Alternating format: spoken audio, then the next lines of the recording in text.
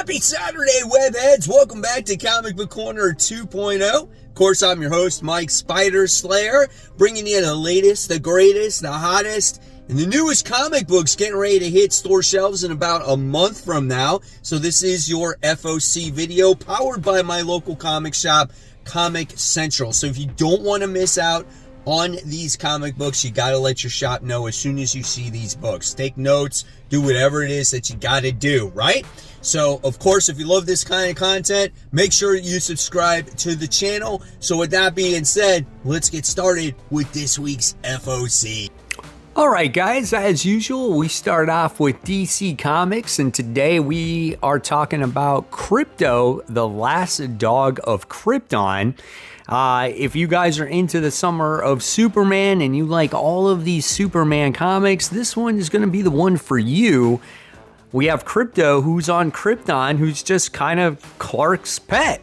And you get to kind of see what their interactions are with each other and how they were on Krypton. So, again, if you're a dog lover, you might like this book. So I'm probably going to check it out. The next one is Adventure Comics issue 210. This is the facsimile edition. So obviously this is the first appearance of Krypto, the super dog. So if you've never read that before, you're probably going to want to check that one out. That's kind of cool. I might pick that one up myself. Then we have Superman Unlimited. This is issue 2. In the comments below, what did you guys think of the first issue of Superman Unlimited? I know it could have been a little bit draggy for people because it had a lot of the free comic book day pages in it, and it had to do with a lot of the origin stuff with Superman. But now that we got kind of the cool cliffhanger at the end, we're going to see how the story develops. This book has definitely multiple variants for it. So we're going to see as it continues on if it gets better. And then we have Absolute Batman reprints. So if you guys are into the reprints, go ahead and check that out. So they're always pretty cool. And then you have, well, that was weird. That was like a Superman Unlimited other issue there. Anyway, we have Absolute Flash. This is issue 4. Issue 3 was pretty badass. I really enjoyed it as we've gotten to see really what's going on with Wally. He acquires these powers. He's not sure what to make of it. And then finally, now by the end of issue 3, he's come to terms that he's no longer running, that he has to stand up for himself. And it looks like Gorilla Grodd is not like a gorilla, but a monkey, and he's by his side. Now, is that for the long term? That's still to be determined, so we shall see. And then we have Batman Superman World's Finest. This is issue 40. This looks like it's maybe a new story. The yesterday storyline is over. So, yeah, that's kind of cool. It looks like they're on a late night tonight show type of deal there. There's your variant covers there. Oh, that's kind of cool. Looks like Robo Bunny Batman. Remember that from the New 52? So, yeah, that's kind of cool. Yeah, it looks like they are on the late show or whatever with, what's his name? I forgot his name. Anyway, we have New Gods, issue 7 of 12, so over halfway there with the New Gods. I know some people are really enjoying the series, which is cool, and if you're a Ram Fee fan, you're going to like the writing here. Just too much of the lore and too much stuff I kind of don't understand when it comes to the New Gods. That's why I kind of had to drop this. Cool cover right there. That one's really nice, and that one's cool also. Then we move on to Wonder Woman. This is issue 22. Is this a new jumping on point for people? I don't know. We'll see. So we'll see what that one has to offer for readers, but I'm currently not going to be reading it. I haven't read Wonder Woman in quite some time. And then we have Zatanna, issue 5 of 6. So this is going to be your penultimate issue when it comes to this series. I read the first 2 issues, and again, I've said this before, I couldn't get into that supporting cast. But if you like Zatanna and you're hoping for her to have her own series, well, it's not an ongoing, at least it's a mini, and she had something, right? So kind of cool cover right there. All right, now the time to go on to the Indie Gems, and we have another Spawn book. We have Spawn Bloodletter issue 1 of 5. I want to know in the comments below, what do you guys are thinking when it comes to these Spawn Universe comic books? Are we getting way oversaturated now with all the Spawn comics? I definitely want to know that. Then we have Benjamin, issue 1 of 3. I don't even have an image of it. Oh, here it is. It's such a long description here. So yeah, I'm not sure what to expect from this one, but it is done from Oni Press. So if you guys like these smaller publishers and you're looking for something different, this looks like some psychedelic trippy story. So you might want to check that out. And then here's a big one, guys. This is what I talk about each time I do this FOC. Put it on your FOC right now. Take note of this. We got Exquisite Corpses issue 2. Each cover C polybag variant will include 1 collectible trading card. Collect all 13 issues to make a complete card deck set. So if you got the first polybag, you got the first card in there, which was the Gunman, I think it was. So that's pretty awesome. I'm going to get every single polybag, and I want to get all the cards. I wound up getting the first one. And my pick to win the tournament is actually, what's his name? Kid Gamer or the Gamer or whatever it is. I don't think he's going to win, but he's kind of like my underdog. This is a great book where we have a crazy tournament that happens with all these characters that are in Halloween, and they kill each other, and they're all owned by some wealthy people. So definitely looking forward to it. The first issue was amazing. And then we have Exquisite Corpses issue 1, the second printing. So if you guys did miss out on that first issue, at least you can grab that one. All right, and then we have Red Sonja Noir issue 1. Okay, so we got that. There just always seems like there's a different Red Sonja book always coming out each month in my eyes. So if you guys are into the character, you might want to check this one out. We're still doing the Energon reprints. So we have G.I. Joe. That's issue 5. We got that reprint there. And then we have another one right here with one of the Dreadnoughts.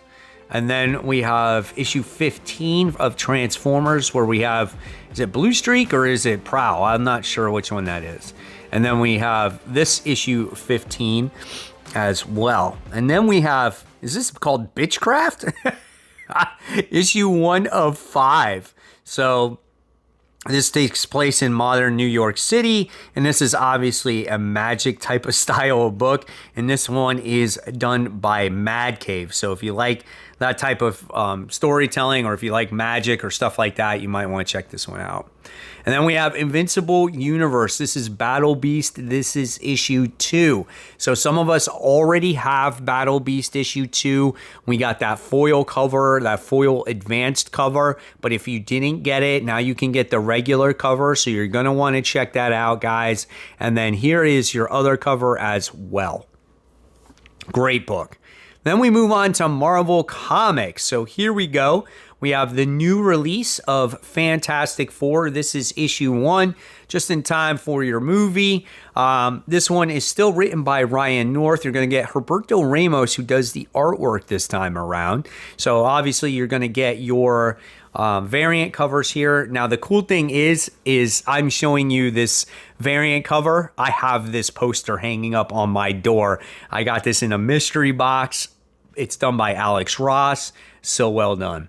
And then we have this variant, and then you got that nice little Sue Storm variant as well.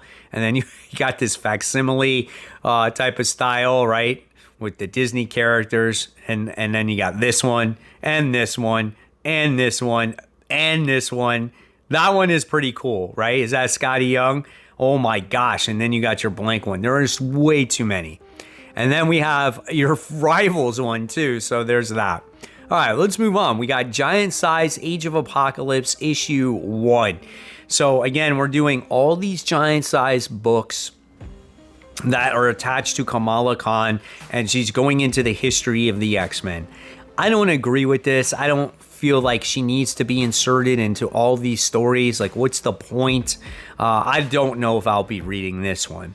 That's a beautiful cover right there. Really nice. I think that one might be done by Artgerm right there. Wow, that's great. And then you have this one too. So pretty covers, at least. That's probably the only way they can probably really sell the book, is to put the gorgeous covers on it, right? That's a nice cover also. And then, let's see, we got Fantastic Four issue 33. So I guess this might be the last issue of this run. So this is also on the FOC because it's still dealing with the One World Under Doom storyline. And there's your variant cover right there. That's funny. Okay. All right. And then we keep going here with all these Fantastic Four covers, man. They're really pushing it. Then you have Deadpool issue 15. So this is the conclusion to the story, guys. This is milestone issue 350. I've read every single issue of this. I think Cody Ziegler has done a phenomenal job with the story, adding a great supporting cast. Obviously, with Ellie being his daughter, and you got Princess, the symbiote dog, Taskmaster in there. I hope wherever Deadpool goes going forward, I hope this cast of characters is still with him because I really, really enjoy it. Then we have Miles Morales Spider-Man. This is issue 34. Do we get a new story arc here? It says Miles Morales meets an all-new Hulk. Wow, another Hulk. So, yeah, so that's what you can expect here, guys. So, I guess this is a first appearance, so you might want to check it out if you're into, new characters making appearances.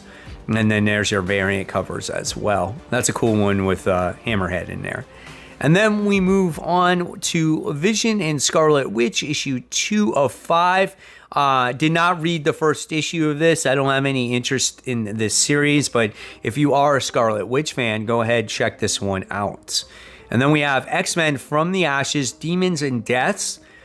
This is issue 1. So it says, follow Havoc and Omega Red's journey from Krakoa into X-Factor and the Sentinels. So yeah, deep in the heart of the Limbo Embassy, Havoc and the Goblin Queen sit around by the secrets and they keep from each other. All right, well, might want to check that out if you're an X-Men fan. And then we have Ultimate Spider-Man issue 18. Here we go. We got the two characters working together, father and son, side by side. Freaking great series, but it's an incursion book, so it's not the main series. So we'll see what happens the way it goes, right? There's your variant cover. Is that Mr. Negative? Dude, he looks freaking buff. That's intense. All right, and then here's a book that's worth noting. This is Predator vs. Spider-Man, issue 304. I obviously, upon this recording, have not read issue 2 yet, but issue 1, was absolutely phenomenal, and you're not going to want to miss this book.